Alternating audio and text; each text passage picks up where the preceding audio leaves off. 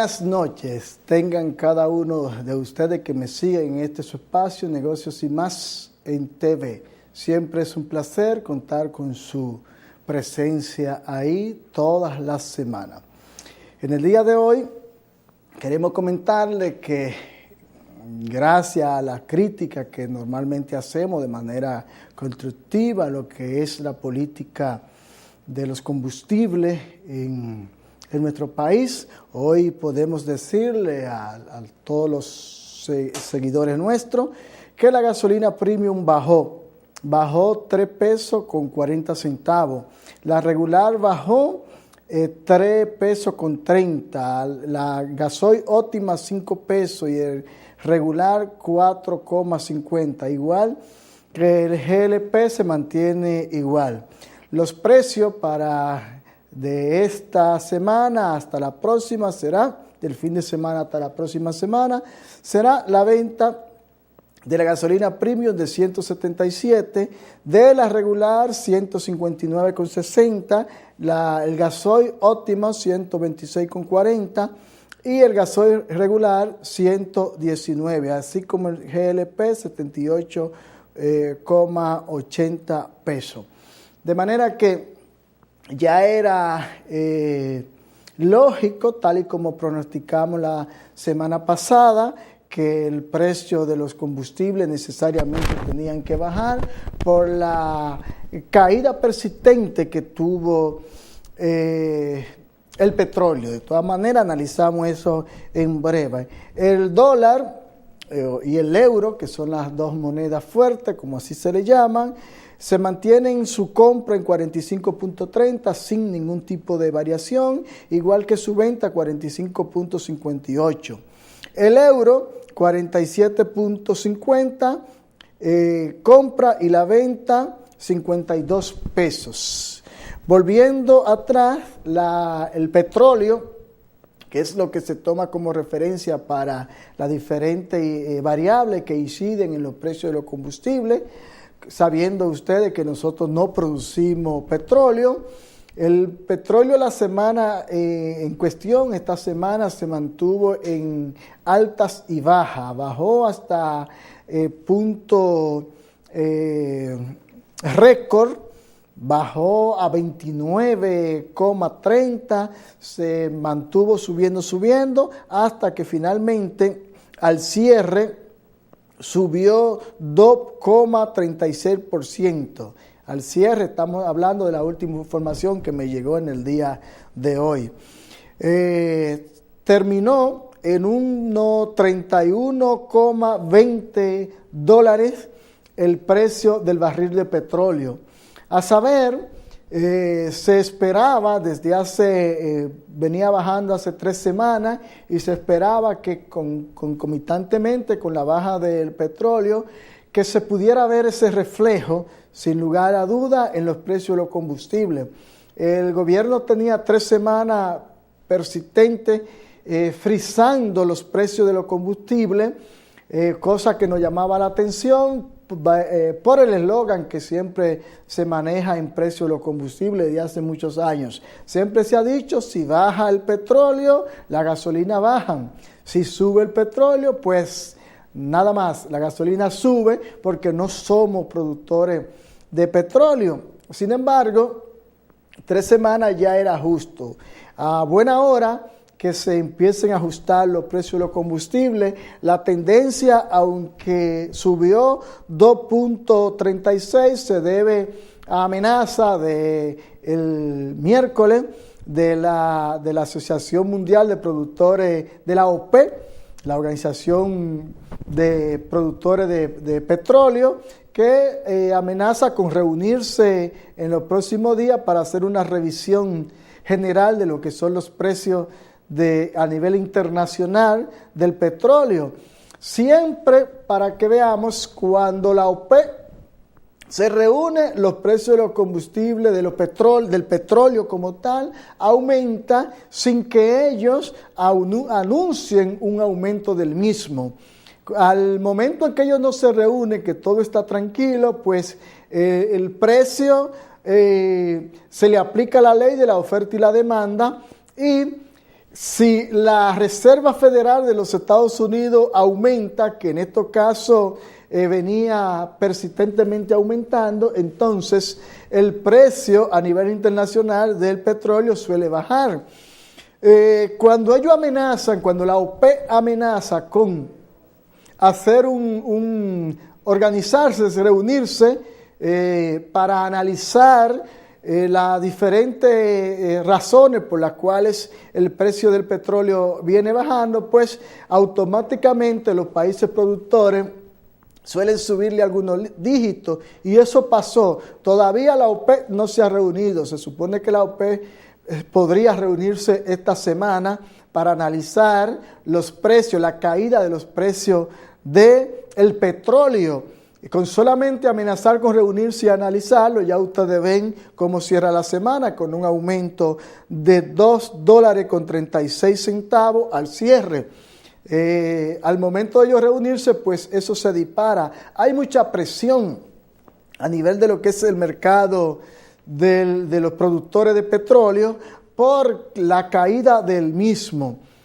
Sabemos que además, concomitantemente con esto, los Estados Unidos y lo que es la Reserva Federal la vienen aumentando, y esto también incide de manera significante en lo que es los precios de los combustibles. La tensión o las tensiones que vive el país hermano de Venezuela con la derrota que recibió el partido gobernante que encabeza el presidente Maduro, también influye significativamente en esta situación anormal que vive el petróleo. Sabemos que nosotros somos agraciados o beneficiarios de un acuerdo con Venezuela que nos otorga precio preferencial, una cuota elevada de petróleo y pagadero a 20 años,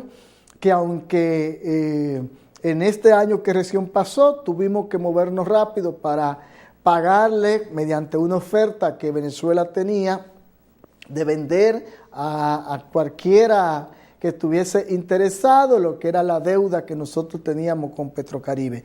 Pero bajo ese panorama que estamos describiendo, se debe entonces a la situación que pudiera afectar tanto el aumento como la disminución a nivel internacional del precio de los carburantes acá y del petróleo a nivel internacional.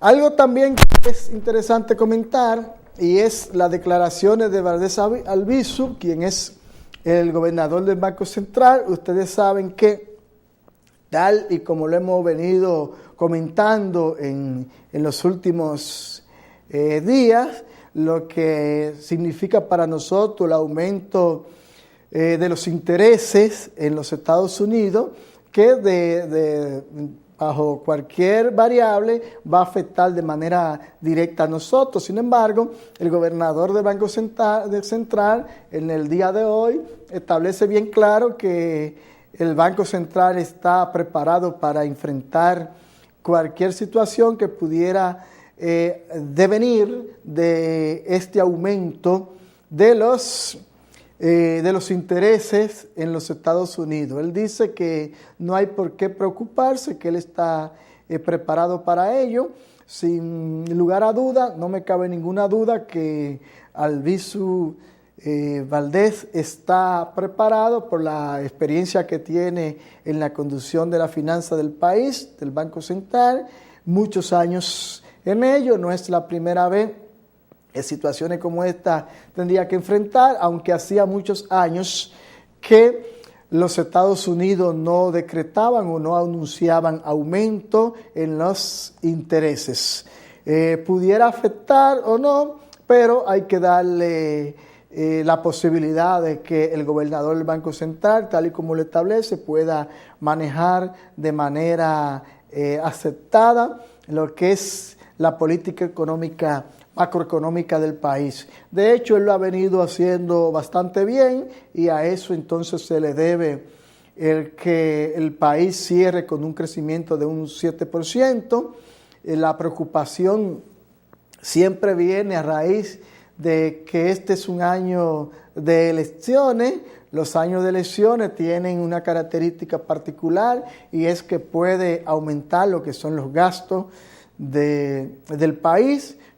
Se supone, o uno siempre desea que los gastos sean de igual manera los ingresos, es decir, gasto igual a ingreso. Sin embargo, en estos años, en los meses que son de elecciones, pues definitivamente los gastos en el gobierno suelen aumentar y aún más el riesgo cuando el presidente de la República pretende reelegirse con toda la razón o la oportunidad que pudiera tener. El asunto no es el que si él pueda o no reelegirse, es un asunto que no me toca analizar ni lo voy a analizar. El aspecto económico de cómo pudiera afectar una reelección presidencial ante una economía tan vulnerable como la que nosotros tenemos, la falta de controles que tenemos en el manejo de la misma, que pudiera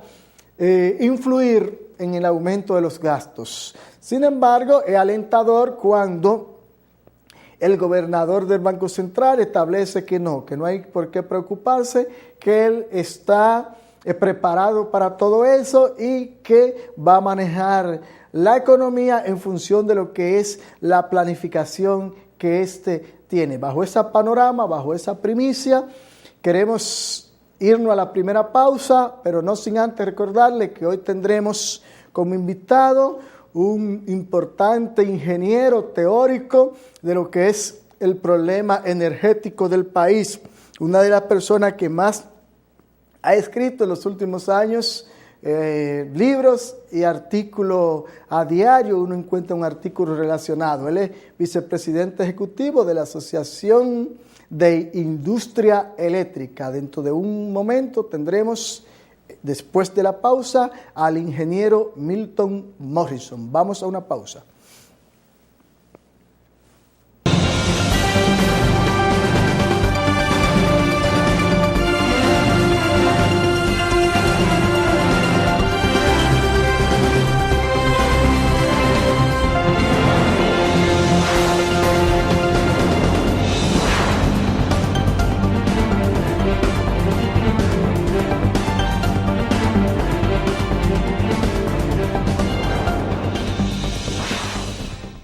El Colegio Utesiano de Estudios Integrados COE UTESA, una institución que te ofrece un concepto de calidad educativa diferente, un centro de desarrollo humano con un gran compromiso de contribuir desde la escuela con el futuro de la patria. Si quieres para tus hijos una educación integral en valores, ciencia, cultura, disciplina, somos la opción de calidad para la educación de tus hijos. Inscripciones abiertas.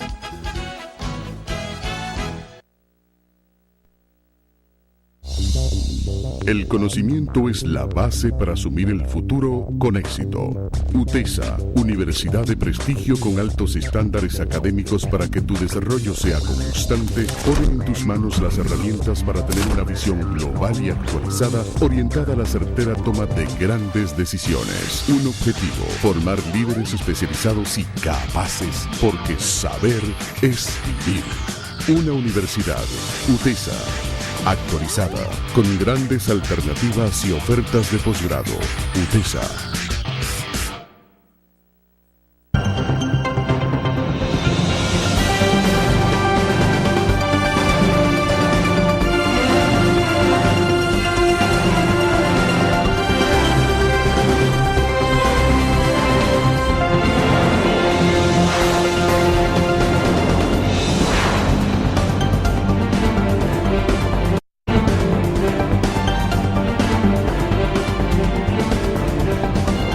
Gracias por estar ahí.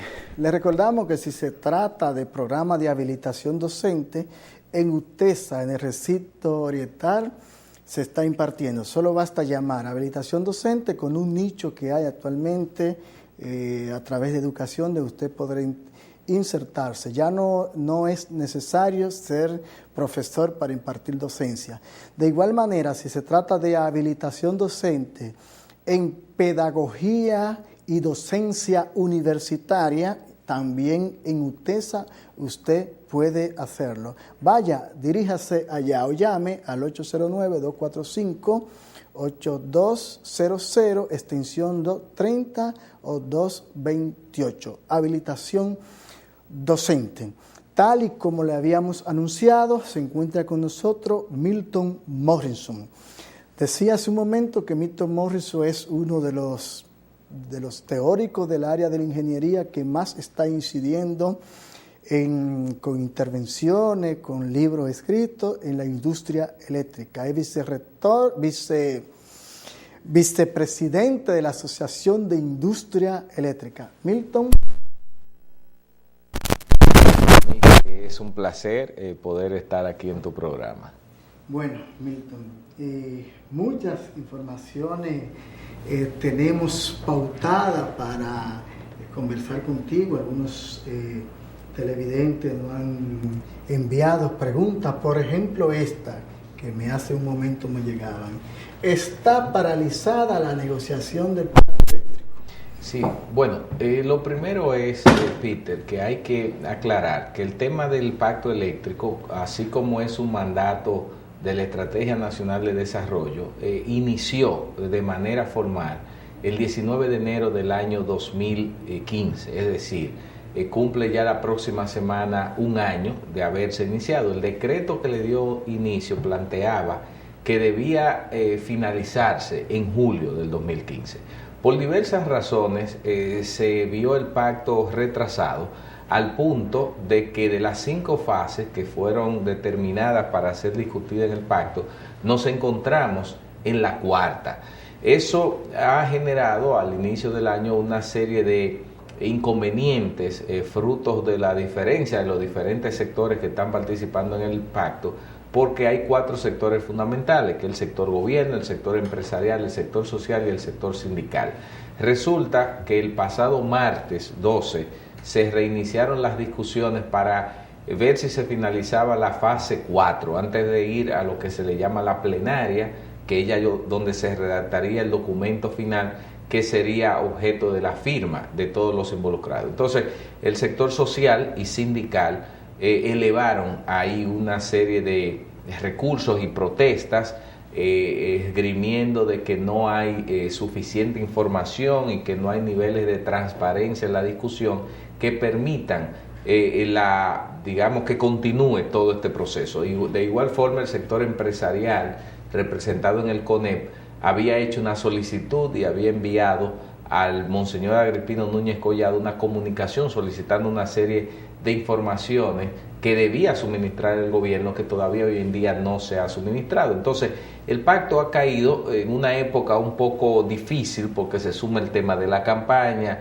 hay elementos ahí de la política que inciden y realmente no ha avanzado en la forma en que se ha previsto o pensamos, y el tema de que pueda estar parado o no va a depender de una reunión en la próxima semana que vamos a tener, y ahí se va a determinar la viabilidad o no, o los plazos en los que se podría firmar dicho pacto.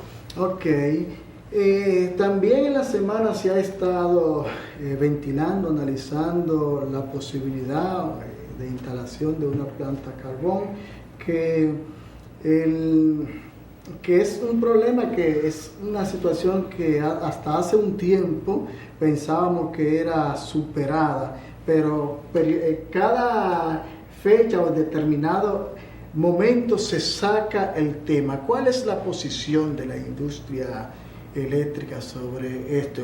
¿Resuelve el problema? Sí, bueno, realmente hay 2 temas ahí vinculados. Hay uno que es las plantas a carbón de Punta Catalina, que el gobierno ha estado desarrollando, y hay otro tema que es por el cual el sector social en el pacto y sindical han estado protestando, que es la aparición de un nuevo contrato que el gobierno ha dicho que ha finalizado, pero un contrato que no se conocía de una nueva planta a carbón.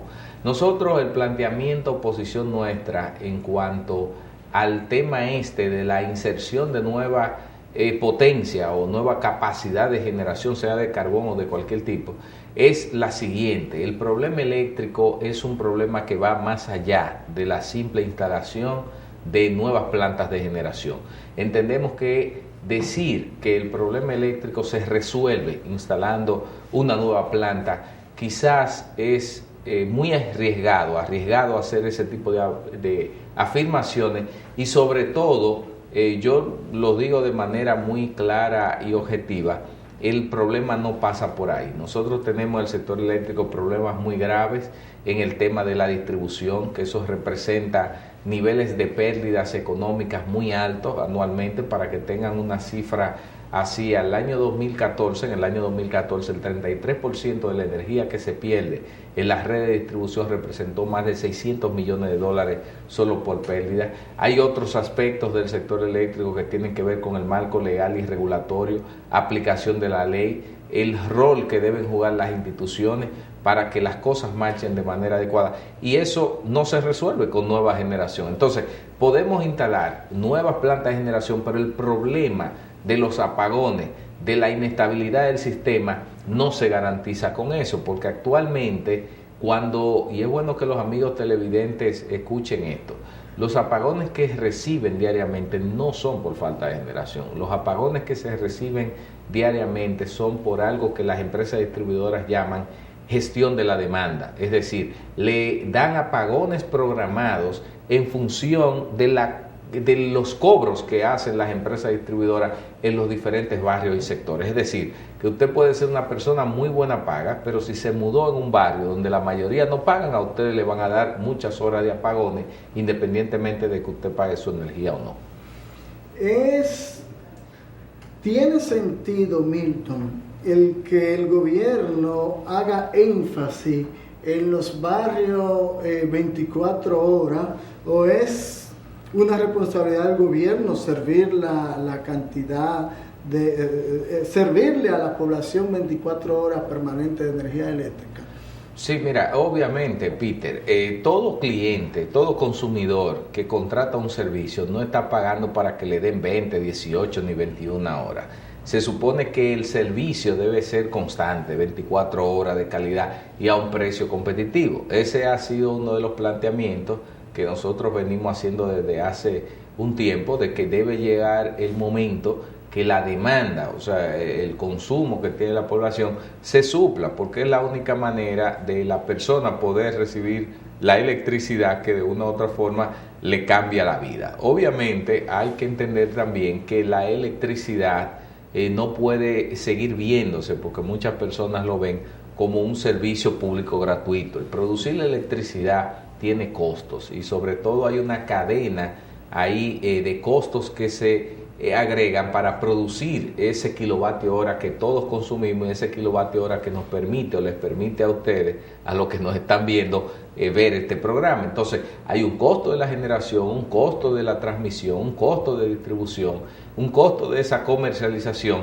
que debe de una u otra forma pagarse. Entonces, si bien es cierto que hay que darle 24 horas de luz a todo el mundo, pero también hay una responsabilidad del consumidor en utilizar la cantidad de electricidad y energía que usted necesita, no la derroche y pague y prográmese, porque debe haber una correspondencia, porque si las empresas distribuidoras no reciben el pago a tiempo, entonces las mismas se descapitalizan y no pueden darnos un buen servicio. Bien, Milton, hace unos años, estamos hablando de los inicios, el primer periodo de gobierno del expresidente Leonel Fernández, para todo el mundo sabe que se inició un proceso de privatización de lo que fue y lo que hoy se conoce como la CDE y varias E más. Se decía en ese momento, y se suponía que en ese momento, el problema de la energía eléctrica iba a ser cosa del pasado. Recuerdo en aquel entonces, inclusive un ingeniero que luego le sacaron debajo de la manga, que si era ingeniero especialista en el área, que si era ingeniero químico, etcétera, etcétera, que finalmente salió huyendo, o hubo que moverlo. En ese momento ese mismo ingeniero le pedía a Balaguer, antes de llegar al poder el PLD, que solamente bastaba 6 meses para él o su partido resolver el problema eléctrico. Llega privatizan todo, destruyen, que ya lo había iniciado, un sindicato que tenía Citracode, si no me recuerdo, en ese entonces, que tenía realmente un poder enorme en lo que era la CDE en ese entonces. Con toda esos reajustes, esa modificación inclusive de conducta dentro del sector eléctrico, ¿qué ha fallado para que el problema energético siga como está? Sí, mira, eso, Peter, una buena reflexión y recordatorio histórico que tú has hecho, que nos permite, a partir de eso que tú has dicho, señalar desde nuestro punto de vista cuáles entendemos han sido los problemas fundamentales para que no tengamos un sector eléctrico sano y funcionando de manera adecuada. Mira, si bien es cierto se produjo un proceso de capitalización que se tiende a veces a confundir con una privatización total, en ningún momento se produjo, digamos, una entrega de los activos de distribución o generación al sector privado. Más bien lo que se hizo fue un proceso en el cual el Estado dominicano buscó socios para que invirtieran en esas empresas que estaban quebradas en ese momento, que eran las empresas públicas. En ese caso la CDE la dividieron en varias partes: generación, activos de generación, transmisión y distribución. Entonces entró la parte privada. ¿Qué sucedió? Que esa reforma, esa capitalización no funcionó. Siempre hay un elemento de las decisiones políticas que no dejan funcionar la industria eléctrica como lo que es. Y yo quiero, y cuando digo como lo que es, me refiero a un negocio. La gente, a veces cuando uno dice eso, hay a quienes le hace roncha, pero es que es así. Eso es como un colmado, una ferretería, lo que usted quiera. Si usted produce un bien, un servicio, un producto, y usted lo vende, y ese producto usted no lo vende con un precio que le permita a usted tener un beneficio que le ayude a reinvertir en su negocio y expandirlo y darle un mejor servicio a sus clientes, ese negocio va a quebrar. Entonces, ¿qué sucedió? Cuando se dio el tema de la capitalización, el mismo gobierno que en ese momento capitalizó la industria eléctrica, no tomó las medidas adecuadas para que ese proceso de capitalización fuera sano. Por ejemplo, hubo un momento, porque se había dicho que la tarifa, por ejemplo, si subía iba a subir y si bajaba iba a bajar, y sucedió que el petróleo, a contrario a lo que ha ocurrido en el último año, que ha bajado mucho ahora, lo que hizo fue subir. Entonces, como subió la tarifa eléctrica, estamos en un año preelectoral, estamos hablando del año 99 para el año 2000, un año preelectoral, y no se hizo el ajuste de la tarifa. Entonces, se creó un subsidio o una especie de lo que le llaman un diferencial de precio, que se le puso el nombre del FETE, Fondo de Estabilización de la Tarifa Eléctrica, y se le dijo a las empresas distribuidoras que ese aumento de la tarifa ellas lo aguantaran y todo lo que se acumulara el gobierno lo iba a pagar.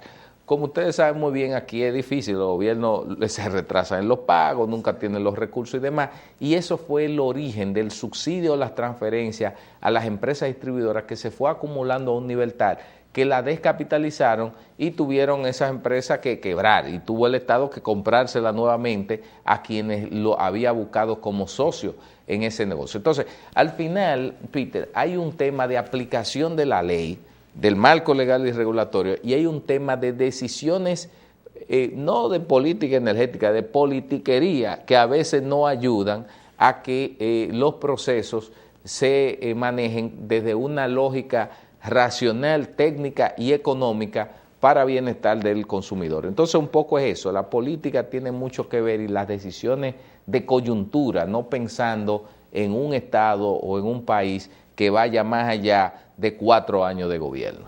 Ok, pues amigos televidentes, vamos a nuestra segunda pausa y regreso. Quédese ahí, que seguimos con mucho más.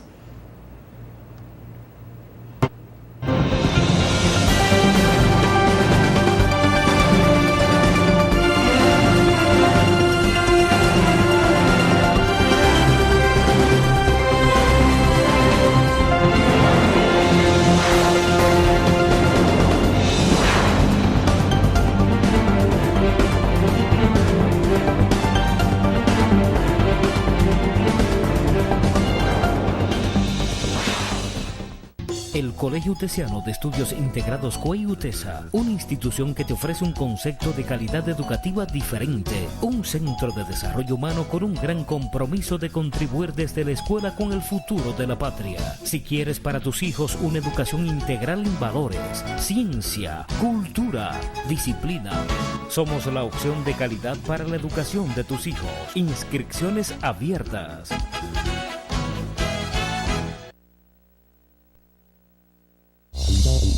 El conocimiento es la base para asumir el futuro con éxito. UTESA, universidad de prestigio con altos estándares académicos para que tu desarrollo sea constante, pone en tus manos las herramientas para tener una visión global y actualizada orientada a la certera toma de grandes decisiones. Un objetivo, formar líderes especializados y capaces, porque saber es vivir. Una universidad, UTESA, actualizada, con grandes alternativas y ofertas de posgrado. UTESA.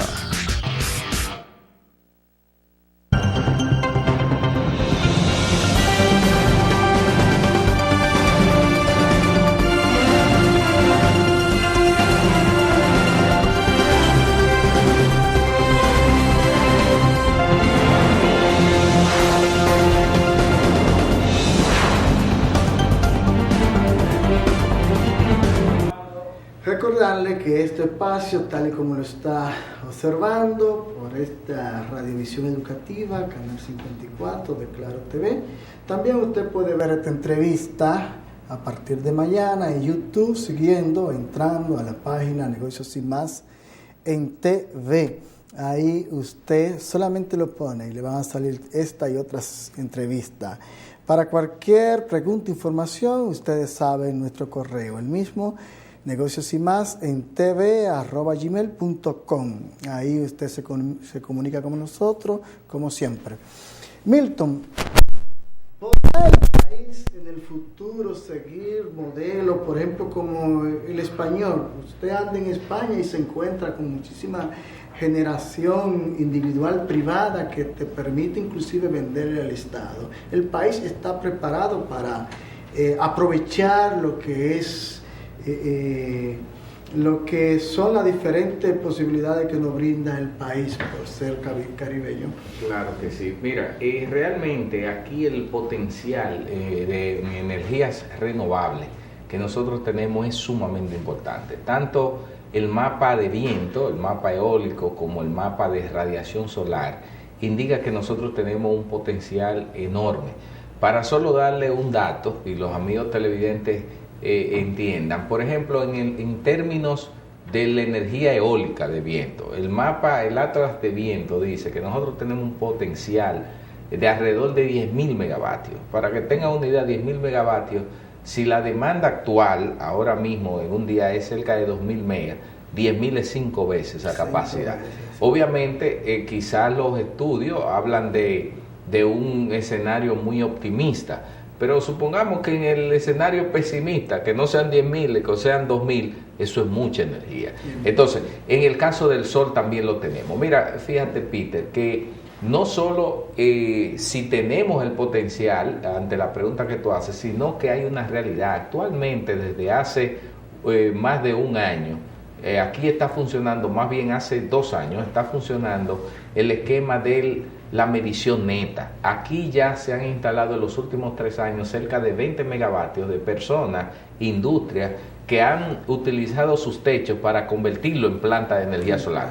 Y las empresas distribuidoras le compran esa energía excedente que ellos producen y a través de lo que se llama un medidor bidireccional, ellos pueden inyectar, convertirse en un generador de electricidad y comprarle a la distribuidora la energía eléctrica que le falta cuando el diferencial no le sea favorable. Entonces, en ese sentido ya es una realidad. Ahora, ¿qué sucede? Hay sí de una amenaza de reducir algunas de esas avances que ha habido en cuanto al incentivo de las energías renovables.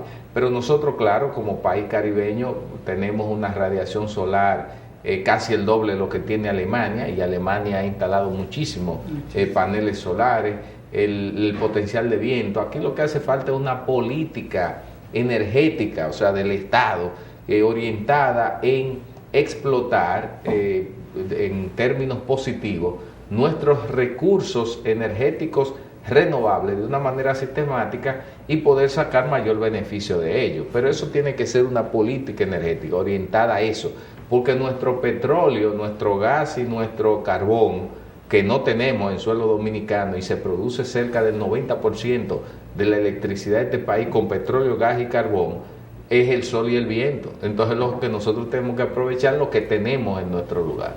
Bueno, unos amigos televidentes me preguntaban hace un momento cuando iniciaba y anunciaba que tú estarías aquí, sobre la semana pasada fue que tú escribiste sobre cómo calcular el consumo energético, un artículo. Sí. Prometí preguntarte que tú explicarías en general cuáles son los parámetros que hay que tomar bajo la queja de muchos consumidores que sostenían que no estaban en su casa, por ejemplo, Semana Santa, ahora en diciembre la preocupación, que cierran la casa por una semana, sin embargo, la facturación de la energía eléctrica, en vez de bajar, entonces sube, sin tomar en cuenta que usted mantuvo todo apagado una semana. Sí, mira, qué bueno que preguntas eso. Nosotros hemos tomado una iniciativa a petición, de un periódico de circulación nacional importante, puedo mencionar el Listín Diario, donde hemos iniciado una columna, llama Orientación al Consumidor Eléctrico, que sale los lunes. ¿Qué sucede? En uno de los trabajos nosotros tratamos el tema de cómo la gente verificar que el monto de lo que le llegue en su factura eléctrica corresponde a su consumo real, precisamente para reducir ese tipo de confusiones que se generan cuando usted recibe la factura en el mes y le llega un monto y usted lo que hace es que sale a quejarse a la empresa distribuidora. Mire, lo primero que debe hacer el consumidor es determinar si el medidor que tiene en su casa es telemedido o es un medidor de esos convencionales. ¿Por qué lo digo así? Porque si es un medidor de esos telemedidos que las empresas distribuidoras no tienen que enviar a una persona a hacerle la lectura del medidor, sino que ellas la hacen de manera remota todos los días y lo leen en cada segundo, tienen una lectura de lo que usted está consumiendo, usted puede escribirle a esa empresa distribuidora, de este o de sur o de norte, la que sea, y solicitarle que le envíe diariamente su consumo diario. Eso le permite a usted, por ejemplo, yo recibo todos los días a las 6 de la mañana mi consumo del otro día. Entonces yo puedo darme cuenta ahí rápidamente si tengo un disparo en los picos de consumo y decir, bueno, ¿y por qué ayer se disparó el consumo? Y pregunto y tomo la medida. Porque una de las razones por las cuales las personas no toman las mejores decisiones y se asombran con el tema de la factura eléctrica es porque no monitorean. La electricidad es algo abstracto, tú no lo tocas, tú no te estás dando cuenta que se te está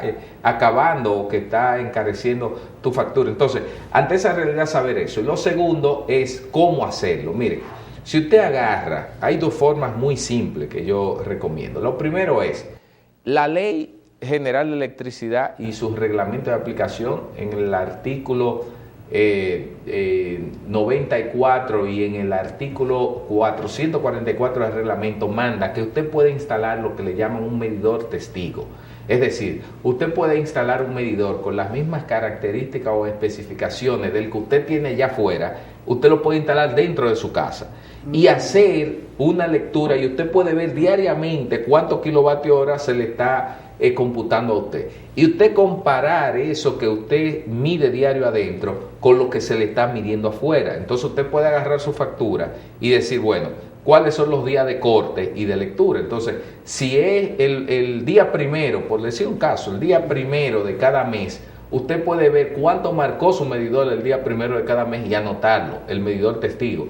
Y luego, si la factura dice que es el 28, el 29, que van y le hace el corte de la última lectura, usted puede verificar si lo que usted está viendo en el medidor dentro de su casa corresponde al que está afuera de la casa, porque pueden haber errores que se produzcan de manera hasta visual que les reporten a usted un valor no adecuado de la factura en un mes determinado. Entonces, esa es una modalidad. La otra, que también es muy sencilla, es simplemente usted adoptar durante un mes una disciplina o durante más tiempo, que todos los días a una hora determinada usted vaya y mire su medidor y anote qué cantidad. La suerte es que ya los medidores de ahora son digitales, eso sí. Le aparece un número. Antes eran unos relojitos, 5 relojes que le complicaban más el tema de la lectura. Entonces usted va todos los días, por ejemplo, a las 7 de la mañana, 7 de la mañana del lunes, anota lo que consumió. Martes, 7 de la mañana, o no tiene que ser exacto, ¿verdad? Pero promedio, y va anotando. Y ahí usted se va a dar cuenta, por diferencia entre el día posterior y el anterior, cuánto usted consume diariamente. Y la suma de eso que usted tome es lo que tiene que aparecerle en la factura. Si no le aparece, se monta en la factura, entonces usted sabe que hay algo irregular que está funcionando. Ahora, luego, el otro tema que explicábamos en el mismo artículo era cómo calcular el monto. O sea, usted agarra esa cantidad de kilovatio hora que usted sumó diariamente y simplemente tiene que multiplicarlo y aplicarlo por el valor de la tarifa eléctrica que dice en su factura. Ahí está, amigo televidente. Escucharon bien los chicos que nos siguen, que mandaron precisamente a hacer esa pregunta. La otra es, que también me la hizo un estudiante y allá va. ¿Realmente el país está preparado, podrá prepararse en algún momento para usted tener en su casa un sistema que te permita como recargar? Dice que en otros países, no conozco, a lo mejor tú conoces, que puede comprar y te miden y te venden la cantidad de energía eléctrica que tú deseas consumir, a raíz de que se dice que los pobres no pagan energía eléctrica. Exacto. Bueno, mira, lo primero, Peter, déjeme decirle, eso es un sofisma, eso es algo que realmente se ha querido manipular. Eso no es cierto, de que la gente pobre, humilde, es mala paga. Todo lo contrario, yo he conocido casos de personas muy humildes y muy pobres que son muy responsables en cuanto al cumplimiento. Y las mismas estadísticas de las empresas distribuidoras dicen que más del 95% de las personas que tienen un contrato eléctrico lo paga, porque al final la gente paga, o sea, este no es un pueblo mala paga. Ahora, ¿qué es lo que sucede?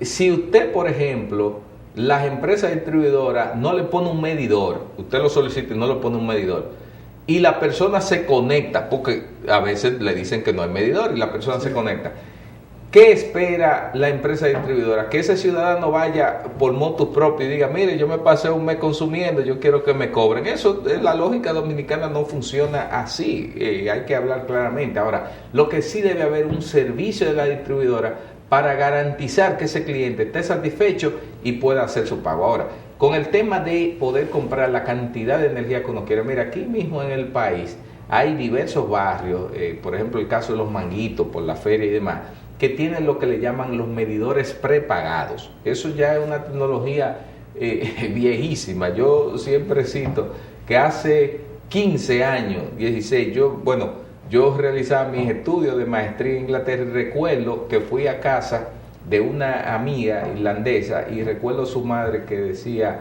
Margaret, apaga tal cosa, tal bombillo, porque solo nos quedan 30 libras. Libra es la libra esterlina, nos quedan 30 libras de electricidad.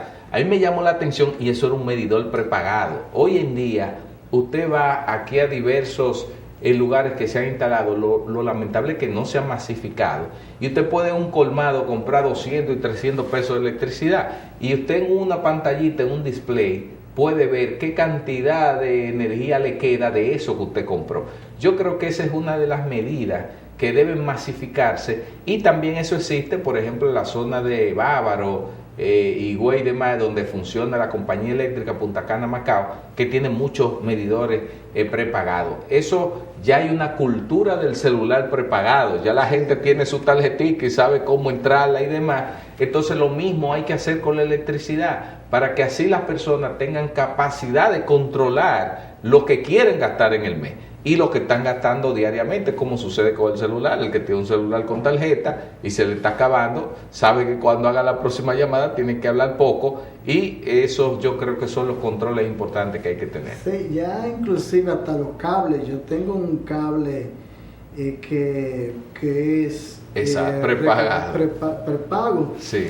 Una pregunta que también y me choca porque yo me la había hecho y un amigo televidente también me preguntaba sobre si realmente se mide si se mide lo que es el contador. Por ejemplo, yo vivo en 2 lugares. No significa que tenga 2 familias, sino que de lunes a viernes yo estoy en Santo Domingo, los viernes al anochecer recogemos la familia y nos vamos a otro lugar donde duramos el fin de semana y regresamos lunes tempranito en la mañana a la faena, cerca. Entonces tengo 2 contadores diferentes. En ambos casos, los contadores están ubicados de una forma que realmente es imposible a menos que te abran el portón para que un técnico vaya y lo mida. Yo no me quejo de lo que es mi facturación, yo pienso que es una facturación justa, estoy contento, recibo energía eléctrica en los 2 lugares, lo que yo pienso que consumo. Entonces la pregunta es, ¿realmente o es que siguen una media, un promedio de cómo haya sido el consumo comparativo en otros meses? No, mira, se ha dicho y hay personas que se quejan y plantean de que, bueno, que me promedian la electricidad. No, mire, yo creo que no es así. En la mayoría de los casos, por no decir todo, porque deben haber errores, no es posible tener un sistema de lectura y medición perfecta. Pero yo creo que en la mayoría de los casos hay una lectura que corresponde al consumo. Miren qué es lo que sucede, que también, por lo que le decía ahorita, al ser la electricidad un tema abstracto, es que usted no se puede dar cuenta, si en 30 días del mes, en el mes 20, usted no sabe cuánto debe de factura. Entonces, si usted lo supiera, usted baja el ritmo, cambia y ajusta el monto que le va a salir en el mes acorde a su presupuesto. Lo que yo entiendo es que sucede que también no hay una cultura de uso eficiente de la energía. Fíjense que cualquier descuido que usted tenga en su hogar, por ejemplo de una nevera que no esté adecuadamente insulada, con la goma que quede semiabierta, esa nevera se mantiene la mayor parte del tiempo botando el frío que genera dentro de la misma. Eso hace que el compresor se mantenga funcionando de manera continua. Ya ahí hay un consumo de electricidad que le genera un aparato que es de gran consumo que usted no registra. Por ejemplo, si usted vive en una casa o en un edificio para el área común donde hay una cisterna y esa cisterna tiene grieta y el agua se escapa, o el sistema de la bomba no tiene el nivel funcionando adecuado, esa bomba se mantiene funcionando todo el tiempo, el consumo de una bomba es alta. O aquel que tiene un aire acondicionado y por igual manera tiene las puertas abiertas, o el aire acondicionado lo pone a una temperatura que es muy baja, por tanto el compresor se esfuerza más de la cuenta para llegar a los niveles de enfriamiento que usted le ha establecido. O un bombillo que, aunque sean de bajo consumo, dice, yo tengo bombillo de bajo consumo, sí, pero un bombillo de bajo consumo dejado descuidadamente encendido tiene un consumo, o sea, no igual que el normal. Y así, cuando viene a ver, hay una serie de descuidos. No estoy diciendo que en todos los casos sea eso, pero hay mucho de eso. Se ha demostrado, por ejemplo, que con medidas que no necesariamente necesitan una inversión de dinero, usted cambiando sus hábitos de consumo, apagando la electricidad, los bombillos, la televisión cuando no la está viendo, planchando de manera adecuada, lavando una cantidad de ropa junta, adecuada y no lavando todos los días.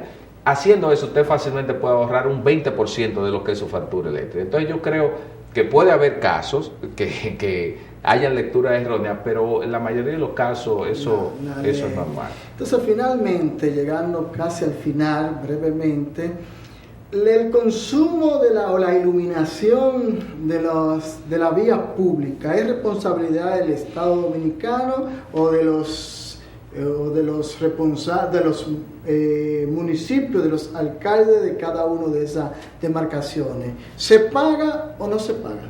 Bueno, es una pregunta interesante que siempre ha sido de debate entre las alcaldías y las empresas distribuidoras. Bueno, al final de cuentas, quien tiene que hacer el suministro de esa electricidad para que las lámparas de alumbrado público funcionen, obviamente son las empresas distribuidoras.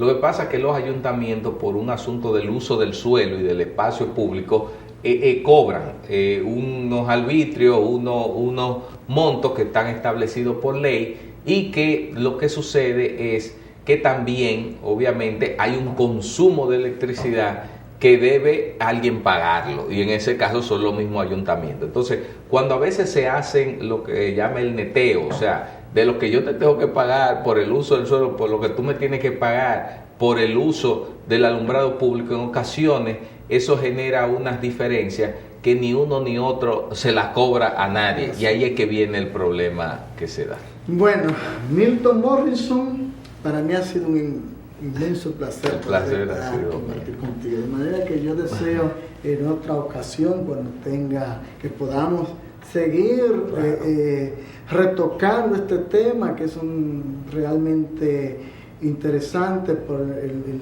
nivel de teleaudiencia que nosotros tenemos, que es una combinación muy interesante. Hasta aquí, deseándole que tengan buena noche y que tengan un feliz fin de semana. Bye bye. Bueno. Milton. No, muchísimo.